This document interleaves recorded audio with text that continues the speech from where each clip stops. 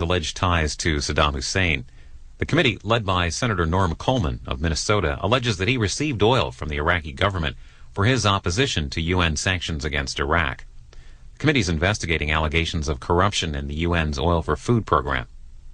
Here is Tuesday's testimony by Mr. Galloway. It lasts about 45 minutes.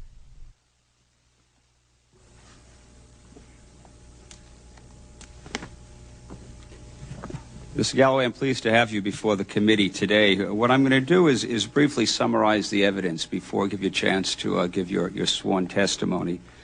The Oil for Food program was used to support those who were favorable to Iraq. Former Iraqi Deputy Prime Minister Tariq Aziz and Iraqi Vice President Taha Yassin Ramadan confirmed this.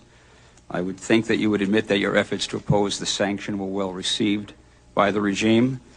I know it's been quoted to you many times, but your, I would say, infamous statement to Saddam Hussein on January 21st, 1994, where you said to Saddam, Your Excellency, Mr. President, I greet you in the name of many thousands of people in Britain who stood against the tide and opposed the war and aggression against Iraq, and continue to oppose the war by economic means, which is aimed to strangle the life out of the great people of Iraq. You then went on to say he greets you in the name of the Palestinian people. You went on to note that I thought the President would appreciate knowing that even today, 3 years after the war, I still meet with families who are calling their newborn son Saddam. You went on, ultimately, at the very end, to say, Sir, I salute your courage, your strength, your indefatigability, and I want you to know that we are with you, and I believe it was in Arabic, Hatta al-Nasr, Hatta al-Nasr, Hatta al-Quds, which means until victory in Jerusalem. And I also would note that you have stated that you deeply regret those comments, and that the comments were not aimed directly at Saddam, but they were aimed at the Iraqi people. In the fall of 1999, you headed a 2-month London to Baghdad bus trip to gain support for lifting the sanctions on Iraq. We have your name on Iraqi documents, some prepared before the fall of Saddam, some after, that identify you as one of the allocation holders, that your allocations were then used by Fawaz Zurakat operations operating under the name of Iridium Petroleum and the Middle East Advanced Semiconductor to actually lift the oil. We know, too, based on the statements of former Iraqi officials as well as some documents, and in the cases of Vladimir Zhirinovsky and Alexander Volshin, correspondence and documents, that allocation holders knew that surcharges or oil allocations were paid to Saddam Hussein, and that allocation holders were aware of this and responsible for the payments.